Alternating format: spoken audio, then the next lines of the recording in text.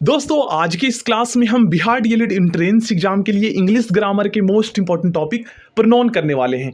अगर दोस्तों आज की इस क्लास को आप लोग एंड तक देख लेते हैं तो लिख लीजिए दोस्तों आप लोग इस बात को, आज के बाद दोस्तों प्रोनाउन टॉपिक से किसी भी टाइप के क्वेश्चंस पूछ लिया जाए आप दोस्तों उसको इजीली कर पाएंगे, ठीक है ना। तो आज की इस क्लास में मैं आपको क्या बताने वाला हूं प्रोनाउन टॉपिक से, सबसे पहले ये मैं आपको बता देना चाहता हूं। देखिए आज की इस क्लास में दोस्तों सबसे पहले मैं आपको बताऊंगा प्रोनाउन का मतलब होता क्या है और प्रोनाउन का यूज हम कहां कहां पे करते हैं, ठीक है ना। ये हो गया। उसके बाद दोस्तों मैं आपको बताऊंगा प्रोनाउन के कितने टाइप्स होते हैं और दोस्तों इसमें जो है ना पॉजेसिव प्रोनाउन, पॉजेसिव एडजेक्टिव में क्या अंतर होता है, पर्सनल प्रोनाउन का यूज हम कहां पर करते हैं, ऑब्जेक्टिव केस का प्रोनाउन क्या होता है, पॉजेसिव केस का प्रोनाउन क्या होता है और नॉमिनेटिव केस का प्रोनाउन क्या होता है, क्योंकि इनसे रिलेटेड ही मोस्टली क्वेश्चन एग्जाम में पूछे जाते हैं, ठीक है ना। मैं आपको बिल्कुल एडवांस लेवल तक बताऊंगा बेसिक से।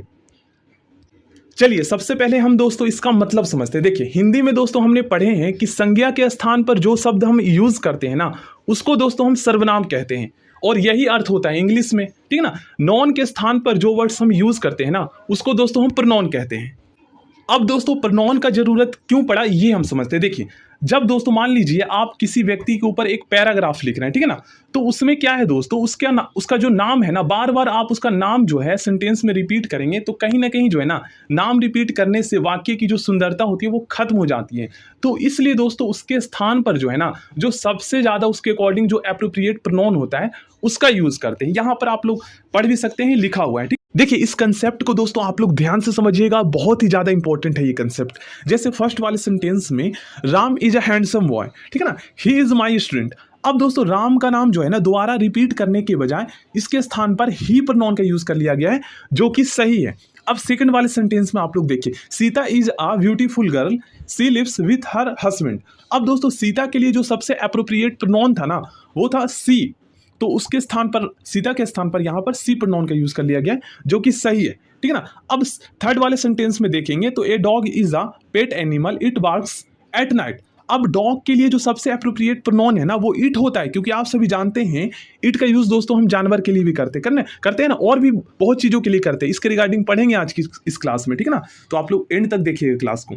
अब देखिए ये तो अब हम पढ़ चुके हैं नॉन के रिपीटेशन को रोकने के लिए। अब देखिए यहां पर आप लोग ध्यान से समझिएगा। देखिए फर्स्ट वाले सेंटेंस में दोस्तों राम हमने जो नॉन का यूज किया है ना एज अ सब्जेक्ट मान लीजिए, तो ये थर्ड पर्सन का हमारा सब्जेक्ट था और ये क्या है तो सिंगुलर है। अब देखिए सिंगुलर है, उसके बाद जेंडर ये है मैस्कुलाइन जेंडर है, ठीक है ना। अब ये जो हमारा सब्जेक्ट है ना केज कौन सा है तो ये हमारा नॉमिनेटिव केस है जिसे हम सब्जेक्टिव केस के नाम से भी जानते हैं। Case noun and case chapter में मैंने आपको केज टॉपिक पढ़ाया है तो उसको आप लोग देख लीजिएगा, ठीक है ना, आपको पता चल जाएगा। अब दोस्तों यहां पर जो है ना आपको ये पता होना चाहिए कि जब भी दोस्तों हम किसी नॉन के लिए प्रोनाउन का यूज करते हैं ना तो उस नॉन के नंबर, जेंडर और पर्सन का भी हमें ध्यान में रखना पड़ता है। जैसे देखिए फर्स्ट वाले सेंटेंस में दोस्तों जैसे यहाँ पर राम जो है ये एक हमारा सिंगुलर सब्जेक्ट है, नंबर सिंगुलर नंबर हो गया, तो सिंगुलर नंबर के लिए हम जानते हैं अगर हम कोई प्रोनाउन का यूज कर रहे हैं तो वो हमारा थर्ड पर्सन का सिंगुलर ही प्रोनाउन यूज होगा। यहाँ पर हम दे का यूज क्यों नहीं किए, क्योंकि दे हमारा प्लूरल थर्ड पर्सन का सब प्रोनाउन होता है ना, ये आप जानते हैं, तो इसलिए हमने यहाँ पर ही का यूज किया। अब इसका जेंडर का भी हमें ध्यान में रखना पड़ता है। राम यहाँ पर पुरुष है तो पुरुष के लिए दोस्तों हम ही का यूज करते हैं, सीता यहाँ पर गर्ल है तो गर्ल के लिए दोस्तों हम यहाँ पर सी का यूज करते हैं। ये आपको पता होना चाहिए, है ना। तो इस तरीके से आपको समझना है, तो यही हमें ध्यान में रखना पड़ता है जब भी हम किसी प्रोनाउन के लिए जब भी हम दोस्तों किसी नॉन के लिए प्रोनाउन का यूज कर रहे हैं ना तो हमें उसका जेंडर यहाँ पे लिखा हुआ है, नंबर सिंगुलर है या प्लूरल है, मतलब सब्जेक्ट सिंगुलर है या प्लूरल है, ये हमें पता करना पड़ता है। उसके बाद जेंडर भी हमें ध्यान में रखना पड़ता है और केस भी हमें ध्यान में रखना पड़ता है, ठीक ना, ये भी आपको पता होना चाहिए। अब देखिए सेकंड वाले सेंटेंस में सीधा ये थर्ड पर्सन का हमारा सब्जेक्ट था, सिंगुलर था, नंबर सिंगुलर है और जेंडर भी फेमिनिन जेंडर है यहाँ पर और नॉमिनेटिव केस का हमारा नॉन है ना। तो इससे पता चलता है कि सीता के लिए जो सबसे अप्रोप्रिएट हमारा प्रोनाउन है वो सी है। ही का यूज क्यों नहीं कर सकते, क्योंकि यहाँ पर जेंडर का डिफरेंस है, यहाँ पर जेंडर स्त्री है तो उसके लिए सी का यूज किया है। चलिए तो फर्स्ट टाइप है हमारा दोस्तों पर्सनल प्रोनाउन।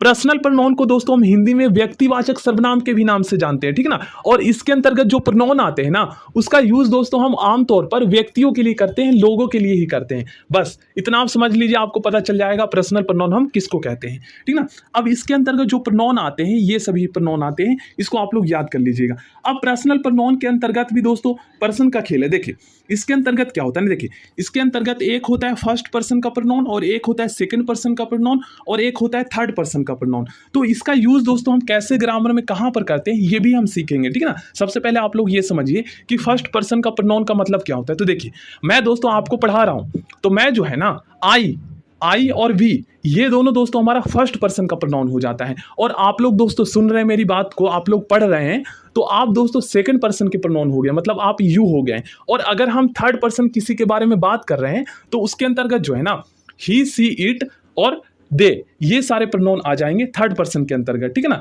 मान लीजिए हम किसी व्यक्ति के बारे में बात कर रहे हैं, किसी तीसरे व्यक्ति के बारे में बात कर रहे हैं, तो उसके लिए जो हम प्रोनाउन का यूज करेंगे ना वहां पर हम सी का यूज करेंगे। जैसे मान लीजिए हम राम के बारे में बात कर रहे हैं, ठीक है ना, आप सुन रहे हैं उस बात को, तो आप तो सेकंड पर्सन के प्रोनाउन हो गए, यू हो गए, लेकिन हम राम के बारे में बात कर रहे हैं तो वो हमारा थर्ड पर्सन का प्रोनाउन हो गया और राम के स्थान पर हम ही का यूज करेंगे।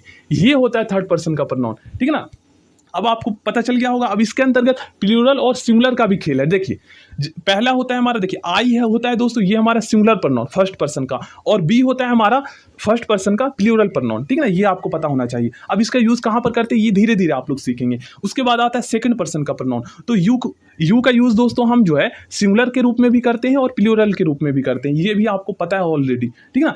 अब आता है थर्ड पर्सन का प्रोनाउन। इसके अंतर्गत दोस्तों ही, सी, इट ये हमारा थर्ड पर्सन का सिंगुलर प्रोनाउन होता है, ठीक ना, सिंगुलर प्रोनाउन पर्सनल प्रोनाउन कह सकते हैं। और उसके बाद दे जो होता है ना ये दोस्तों थर्ड पर्सन का प्लूरल प्रोनाउन होता है। अब दे का यूज हम कहां पर करते हैं, तो जैसे दोस्तों उस वाले सेंटेंस का मैं देखिए इस कंसेप्ट को दोस्तों आप लोग ध्यान से समझिएगा, बहुत ही ज्यादा इंपॉर्टेंट है ये कंसेप्ट। देखिए फर्स्ट वाले सेंटेंस में दोस्तों मैंने लिखा है Rahul is a handsome boy, ठीक है ना। अब दोस्तों उसके बाद एक सेंटेंस लिखा है मैंने ही इज माई स्टूडेंट, ठीक है ना। अब दोस्तों यहां पर राहुल के लिए जो है ना राहुल के स्थान पर मैंने एक प्रोनाउन का यूज किया है ही। अब दोस्तों मुझे आप लोग बताइए ही मैंने आखिर ही का ही यूज क्यों किया है, मैंने दे का यूज क्यों नहीं किया और सी का यूज क्यों नहीं किया है। तो देखिए इसके पीछे का रीजन ये है दोस्तों कि राहुल जो है ये एक पुरुष है, तो पुरुष के लिए दोस्तों हम हमेशा ही का यूज करते हैं ना। अब दोस्तों यहां पर हमारा जो सब्जेक्ट है ना इसका नंबर चेक कीजिए। नंबर का मतलब ये है कि एक वचन है या बहुवचन। तो यहां पर हमारा सब्जेक्ट सिंगुलर है, तो सिंगुलर के लिए दोस्तों जब भी हम कोई थर्ड पर्सन का प्रोनाउन यूज करते हैं पुरुष के लिए तो हम हमेशा ही का यूज करते हैं, ठीक है ना, तो इसलिए ही का यूज हुआ है। अब देखिए सेकंड वाले सेंटेंस में Ram and Rahul are friends, ये दोनों एक दोस्त है, ठीक है ना, एक नहीं ये दोनों दोस्त हैं, हम ये कह सकते हैं। अब दोस्तों यहां पर जो है ना आप लोग मुझे बताइए कौन सा प्रोनाउन का यूज होगा इन दोनों के लिए। तो देखिए यहां पर हमारा जो सब्जेक्ट है ना ये प्लूरल सब्जेक्ट है, मतलब इनका नंबर जो है सिंगुलर नंबर है या प्लूरल नंबर है हमारा सब्जेक्ट, तो ये जो सब्जेक्ट है ये प्लूरल नंबर है ना, बहुवचन है। तो यहां पर जो हम प्रोनाउन यूज करेंगे थर्ड पर्सन का ये होगा दोस्तों हमारा दे का यूज हम करेंगे। क्यों करेंगे, क्योंकि हमारा सब्जेक्ट प्लूरल है, तो प्लूरल के लिए दोस्तों जब भी हम कोई प्रोनाउन का यूज करते हैं ना तो थर्ड पर्सन का हमारा हमेशा प्लूरल प्रोनाउन ही यूज होता है, उसका नाम है दे, ठीक है ना। तो इस तरीके से आप लोग समझ सकते हैं कि जेंडर और सिंगुलर सब्जेक्ट नंबर इनका भी ध्यान में हमें रखना पड़ता है, जेंडर का भी ध्यान में रखना पड़ता है जब भी हम प्रोनाउन का यूज करते हैं। तो चलिए तो अब हम दोस्तों नॉमिनेटिव केस और ऑब्जेक्टिव केस के प्रोनाउन क्या होते हैं इनके बारे में समझते हैं। तो देखिए नॉमिनेटिव केस के प्रोनाउन को दोस्तों हम सब्जेक्टिव केस के नाम से भी जानते हैं, और जो नॉमिनेटिव केस के जो प्रोनाउन होते हैं ना ये दोस्तों किसी सेंटेंस में वर्ब के सब्जेक्ट के रूप में प्रयोग किए जाते हैं, ठीक है ना। और ऑब्जेक्टिव केस के जो प्रोनाउन होते हैं इसका यूज दोस्तों किसी सेंटेंस में हम वर्ब के ऑब्जेक्ट के रूप में करते हैं। जैसे देखिए इस वाले सेंटेंस में आप लोग देखेंगे तो आई का यूज दोस्तों नॉमिनेटिव केस के रूप में हुआ है, क्योंकि दोस्तों यहां पर आई जो है टीच ये जो वर्ब है इसके सब्जेक्ट के रूप में यहां पर कार्य कर रहा है। और यहां पर आप लोग देखेंगे तो आई का ऑब्जेक्टिव केस दोस्तों मैंने आपको बताया है मी होता है, तो यहां पर मी जो है ना इस सेंटेंस में वर्ब के ऑब्जेक्ट के रूप में प्रयोग किया गया है। तो अगर आप मी के स्थान पर आई का यूज करते हैं तो ये गलत होगा, क्योंकि ग्रामर का रूल हमारा क्या कहता है कि जब भी दोस्तों ऑब्जेक्ट के रूप में किसी वर्ब के ऑब्जेक्ट के रूप में हम प्रोनाउन का जो यूज करते हैं ना तो वो हमेशा हमारा ऑब्जेक्टिव केस वाला प्रोनाउन यूज होता है। देखिए यहां पर जो मैं सर्कल लगा रहा हूं, जैसे देखिए आई का ऑब्जेक्टिव केस मी होता है, सी का ऑब्जेक्टिव केस हर होता है, दे का ऑब्जेक्टिव केस देम होता है और बी का ऑब्जेक्टिव केस अस होता है ना, आप लोग याद कीजिए। इसी तरीके से ही का हिम होता है, इट का इट होता है और यू का यू ही होता है। देखिए जो रूल इंपॉर्टेंट है दोस्तों वही मैं आपको करवाऊंगा। तो ग्रामर का रूल हमारा क्या कहता है दोस्तों, जब किसी सेंटेंस में तीनों पर्सन का प्रोनाउन यूज किया गया है और तीनों पर्सन का जो प्रोनाउन है ना ये प्लूरल है, तो ऐसे में दोस्तों हमें 1 2 3 के ऑर्डर को फॉलो करना पड़ेगा। कहने का मतलब ये है कि पहले दोस्तों हमें फर्स्ट पर्सन का प्रोनाउन वी का यूज करेंगे, उसके बाद दोस्तों सेकंड पर्सन का प्रोनाउन यू का यूज करेंगे, उसके बाद दोस्तों हम थर्ड पर्सन का प्रोनाउन दे का यूज करेंगे। अब यहां पर दोस्तों आप लोग मुझसे क्वेश्चन कीजिए कि सर एग्जाम में इस टॉपिक से कैसे क्वेश्चंस पूछे जाएंगे। तो देखिए बहुत ही सिंपल क्वेश्चन पूछे जाएंगे, लेकिन इसमें भी मोस्टली स्टूडेंट कंफ्यूज होंगे जिन्हें रूल नहीं पता होगा। तो देखिए क्वेश्चन में क्या करेंगे दोस्तों, इस सेंटेंस को दे दिया जाएगा और यू के स्थान पर जो है ना डैश लगा दिया जाएगा। तो आपको जो है ना ऑप्शंस चेक करने हैं। ऑप्शंस में दोस्तों अगर तीनों पर्सन का जो प्रोनाउन है ना वो प्लूरल है, तो ऐसे में आपको समझ लेना है कि यहां पर हमारा 1 2 3 के ऑर्डर को फॉलो करना है, क्योंकि रूल ही हमारा यही कहता है। आप यहां पर पढ़ सकते हैं, जब प्रोनाउन बहुवचन में हो तो प्रोनाउन 1 2 3 के ऑर्डर को हमें फॉलो करना चाहिए, ठीक ना। तो इस तरीके से आप लोग समझ सकते हैं और वहां पर हम यू का यूज कर लेंगे। तो मैं आपको क्वेश्चंस करवाऊंगा इसके बाद, ठीक है ना।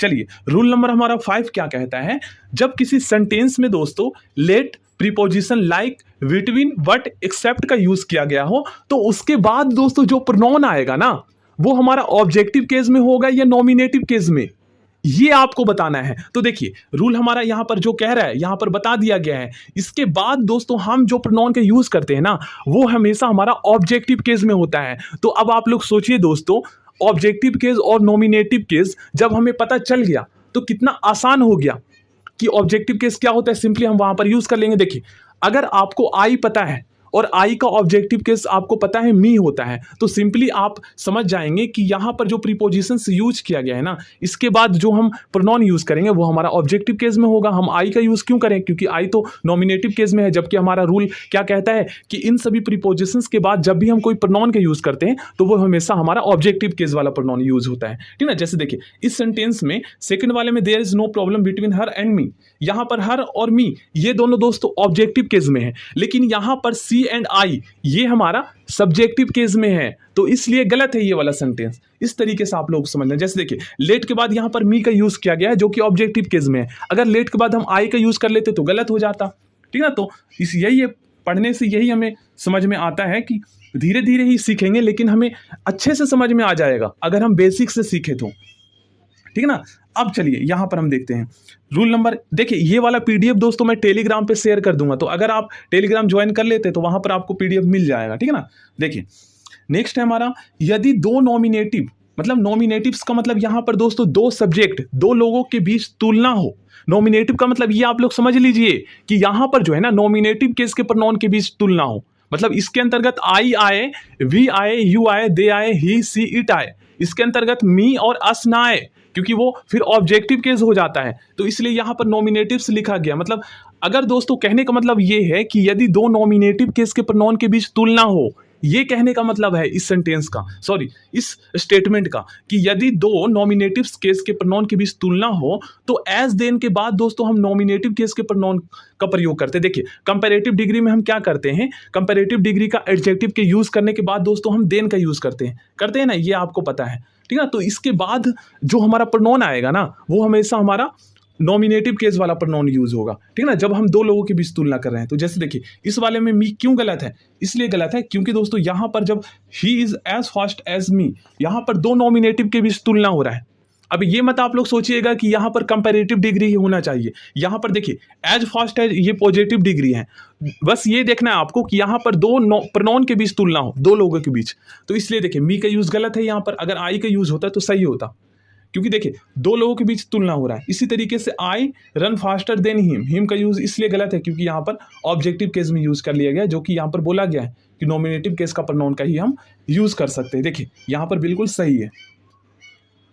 अब देखिए दोस्तों यहां पर इस बात को भी आपको ध्यान में रखना पड़ेगा कि जब दोस्तों दो ऑब्जेक्ट के बीच तुलना हो ना, तो हम हमेशा जो है उसके बाद ऑब्जेक्टिव केस का ही प्रोनाउन का यूज करते हैं, ठीक है ना। जैसे देखिए यहां पर एज और देन कंपैरिजन के लिए यूज हो सकता है। एज के मतलब यहां पर हम पॉजिटिव डिग्री का एडजेक्टिव यूज करते हैं एज के बाद, और देन के बाद आप सभी जानते हैं देन से पहले हम कंपैरेटिव डिग्री का यूज करते हैं, ठीक है ना, ये आपको पता होना चाहिए। जैसे देखिए I know as much as you, तो यू दोस्तों sorry I know you as much as him, तो यू और हिम ये दोनों हमारा ऑब्जेक्टिव केस का प्रोनाउन है कि नहीं, क्योंकि यू का ऑब्जेक्टिव केस यू ही होता है।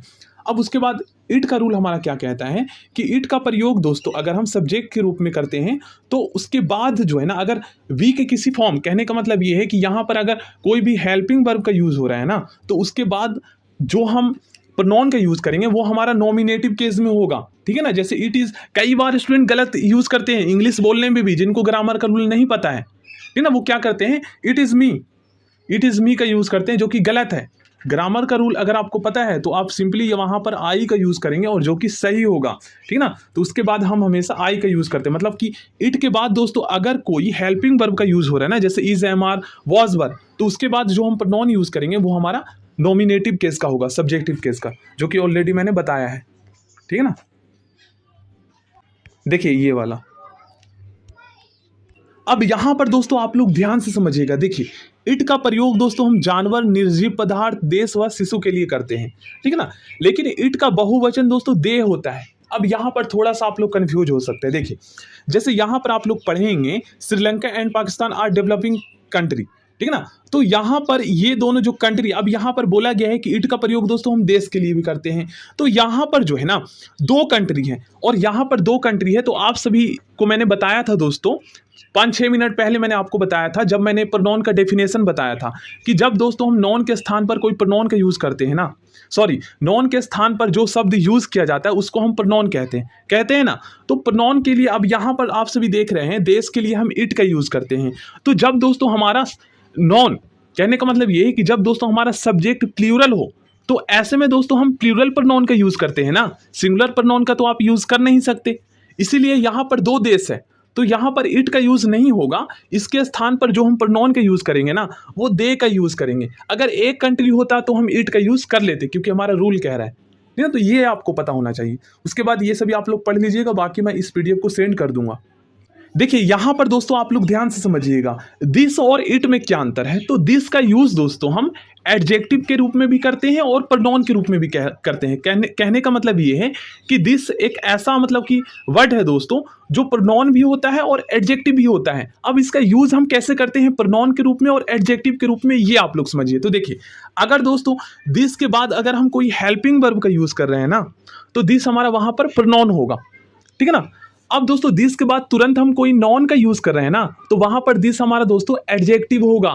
क्योंकि मैंने आपको बताया था कि जब हम दिस का यूज दोस्तों किसी नॉन को पॉइंट आउट करने के लिए करते हैं, तो वहां पर दिस हमारा डेमोस्ट्रेटिव एडजेक्टिव होता है, और कहीं ना कहीं दिस जो है ना नॉन की विशेषता बताता है। तो आपको मैंने बताया था कि नॉन या प्रोनाउन की विशेषता बताने वाले जो वर्ड्स होते हैं उसको हम एडजेक्टिव कहते हैं। तो इस तरीके से आप लोगों को समझना है। और इट दोस्तों हमारा प्रोनाउन होता है, इट एडजेक्टिव नहीं होता है।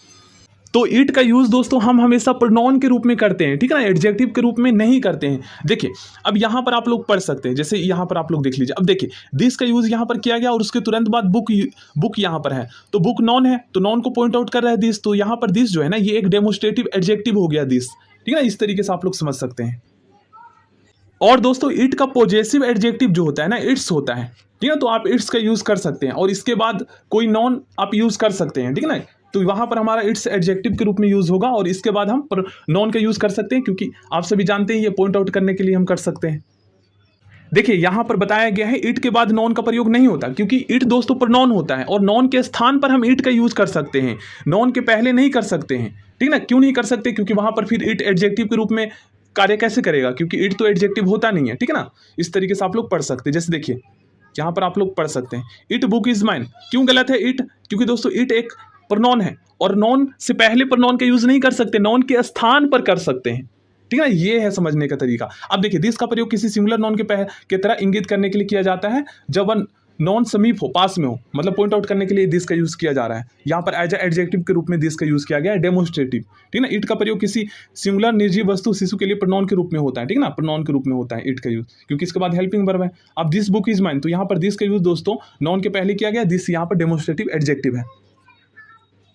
देखिए इसमें दोस्तों स्टूडेंट काफी ज्यादा कंफ्यूज रहते हैं, आप लोग ध्यान से समझिएगा। देखिए नॉमिनेटिव केस का प्रोनाउन और पॉजेसिव एडजेक्टिव और पॉजेसिव प्रोनाउन में क्या अंतर होता है। तो देखिए पॉजेसिव एडजेक्टिव का यूज दोस्तों हम नॉन के पहले करते हैं, मतलब अधिकार और रिलेशंस का बोध कराने के लिए हम पॉजेसिव एडजेक्टिव का यूज करते हैं नॉन से पहले। और पोजेसिव प्रोनाउन का यूज दोस्तों नॉन के बिना स्वतंत्र रूप से किया जाता है। आप अगर पोजेसिव प्रोनाउन का यूज दोस्तों देखिए, पोजेसिव प्रोनाउन भी रिलेशन व्यक्त करता है, अधिकार जताता है, लेकिन दोस्तों पोजेसिव प्रोनाउन का यूज जो है ना, आप नॉन के बिना कर सकते हैं, नॉन के साथ में या उससे पहले नहीं कर सकते हैं, क्योंकि आप सभी जानते हैं प्रोनाउन का यूज नॉन के स्थान पर होता है, ना कि उससे पहले। उससे पहले एडजेक्टिव का यूज होता है नॉन से पहले। जैसे देखिए यहां पर बताया गया, देखिए पोजेसिव प्रोनाउन का प्रयोग नॉन के पहले नहीं होता है। देखिए यहां पर अवर्स का यूज किया गया है, जो कि गलत है। क्यों गलत है? क्योंकि पोजेसिव प्रोनाउन का यूज हम जो है नॉन के पहले नहीं कर सकते, उसके स्थान पर प्रोनाउन का यूज होता है। ये भी रूल मैं आपको बताऊंगा, ठीक ना। आप देखिए यहां पर अवर का यूज किया गया है, तो अवर का यूज किया गया है, जो कि अवर यहां पर दोस्तों ये हमारा पॉजिटिव एडजेक्टिव है, और एडजेक्टिव का यूज दोस्तों हम नॉन के पहले कर सकते हैं, ठीक ना। तो अवर यहां पर स्कूल का रिलेशन बता रहा है कि ये हमारा स्कूल है, अधिकार जता रहा है, तो यूज कर सकते हैं। तो देखिए आपको ये सारे पॉजिटिव एडजेक्टिव होते हैं और ये पॉजिटिव प्रोनाउन होते हैं, तो इनको आप लोग याद कर लीजिएगा। देखिए थोड़ा सा अंतर है, अवर और अवर्स, एस लगा दिया तो पॉजिटिव प्रोनाउन बन गया। माई का माइन होता है, ठीक ना। योर का योर्स होता है, और हिज का हिज ही होता है। हर का हर्ष होता है, एस लगा दिया यहाँ पर। और देखिए इट हमारा पॉजिटिव नॉमिनेटिव केस का प्रोनाउन है, और इसका पॉजिटिव एडजेक्टिव इट्स होता है, तो इट्स का यूज आप नॉन से पहले कर सकते हैं, ठीक ना। लेकिन इसका पॉजिटिव प्रोनाउन नहीं होता है, पॉजिटिव एडजेक्टिव तक ही होता है, ठीक ना। और दे का पॉजिटिव प्रोनाउन देयर्स होता है, और पॉजिटिव एडजेक्टिव देयर होता है, ठीक ना। अब देखिए यहां पर दोस्तों पॉजिटिव एडजेक्टिव का प्रयोग नॉन के पहले होता है, ये लिखा गया है, बिल्कुल सही है। क्योंकि देखिए माई यहां पर जो है ना पॉजिटिव एडजेक्टिव है, और पॉजिटिव एडजेक्टिव का प्रयोग आप जो है अधिकार जताने के लिए नॉन के से पहले कर सकते हैं। अगर यहां पर दोस्तों दिस इज माइन बुक लिख देते तो क्या सही होता? तो दिस इज माइन बुक अगर लिख देते ना तो माइन गलत होता, क्योंकि माइन हमारा पॉजिटिव प्रोनाउन हो जाता, और पॉजिटिव प्रोनाउन का यूज दोस्तों हम नॉन के पहले नहीं करते। यही तो रूल है। देखिए अब यहां पर हम इस तरीके से बना सकते हैं सेंटेंस को। देखिए इसको हम इस तरीके से बना सकते हैं, दिस बुक इज माइन। कहने का मतलब ये है कि देखिए दिस यहां पर बिल्कुल एप्रोप्रिएट होगा, क्योंकि दिस यहां पर हम दिस का यूज दोस्तों एज एडजेक्टिव के रूप में कर सकते हैं, डेमोस्ट्रेटिव एडजेक्टिव के रूप में नॉन के पहले, ठीक ना। तो दिस बुक इज और माइन का यूज दोस्तों यहां पर स्वतंत्र रूप से हुआ है, देख लीजिए। तो पॉजिटिव प्रोनाउन का यूज हम स्वतंत्र रूप से कर सकते हैं, ठीक ना। अब यहां पर आप लोग देखिए, यहां पर हम देखिए पॉजिटिव प्रोनाउन को दोस्तों हम इस तरीके से चेंज कर सकते हैं। देखिए पर्सनल प्रोनाउन और पॉजेसिव प्रोनाउन क्या होते हैं और इनका यूज दोस्तों किसी सेंटेंस में कैसे किया जाता है, ये हमें अच्छे से समझ में आ गया है। अब हम दोस्तों डेमोस्ट्रेटिव प्रोनाउन के बारे में पढ़ते हैं। देखिए this, that, this, those, such, the same, ये सारे दोस्तों हमारे डेमोस्ट्रेटिव प्रोनाउन होते हैं। अब कुछ स्टूडेंट कहेंगे कि सर आपने एडजेक्टिव वाले टॉपिक में तो पढ़ाया था कि this, that, this, those demonstrative adjective भी होते हैं, तो सर हमें कैसे पता चलेगा कि कहां पर this, that, this, those pronoun है और कहां पर एडजेक्टिव है? तो देखिए बहुत ही सिंपल है दोस्तों, इसमें क्या अंतर है ये आप लोग समझिए। देखिए अगर दोस्तों दिस, डैट, दिस, दोज के बाद तुरंत बाद कोई हेल्पिंग वर्ब का यूज किया जा रहा है ना, तो वहां पर दिस, डैट, दिस, दोज हमारा डेमोस्ट्रेटिव प्रोनाउन होगा। लेकिन अगर इसके तुरंत बाद दोस्तों कोई नॉन यूज कर लिया जाता है, जैसे दिस कार, तो यहां पर दिस जो है ना ये हमारा दोस्तों डेमोस्ट्रेटिव एडजेक्टिव हो जाएगा। बस यही अंतर है, यही आपको पता होना चाहिए। और दोस्तों दिस का यूज हम कहां पर करते हैं ये तो आपको पता ही है, ये तो बहुत पहले ही हम पढ़ चुके हैं। आगे हम समझते हैं तो आयदा ऑफ, नाइदा ऑफ और नन, इनका यूज दोस्तों हम हमेशा डिस्ट्रीब्यूटिव प्रोनाउन के रूप में करते हैं, ठीक है ना। देखिए आयदा में दोस्तों आर साइलेंट होता है, इसलिए इसको हम आइदर प्रोनाउंस नहीं करते, ठीक ना। तो देखिए आयदा का प्रयोग दोस्तों हम दो में से कोई एक के अर्थ में करते हैं, ठीक ना। अगर आप आयदा का प्रयोग दोस्तों तीन में से कोई एक के अर्थ में करेंगे तो वहां पर इसका यूज गलत होगा। जैसे देखिए फर्स्ट वाले सेंटेंस में आप लोग देखेंगे तो आयदा का यूज दोस्तों तीन में से कोई एक के अर्थ में किया गया। देखिए आयदा of this three friends is naughty, तो ये वाला सेंटेंस गलत है, ठीक ना। तो इसी तरीके सेकंड वाले में आप देखेंगे तो either of this two pens is red, तो यहां पर सही है क्योंकि दो में से कोई एक पेन रेड है, दो में से कोई एक के अर्थ में यूज किया गया है, ठीक ना। और हम इनका यूज दो में से कोई एक के अर्थ में ही करते हैं। लेकिन दो से अधिक व्यक्ति या वस्तुओं में से कोई एक के अर्थ में एनी या वन का प्रयोग होता है, ठीक ना। एनी वन या वन ऑफ का यूज आप कर सकते हैं।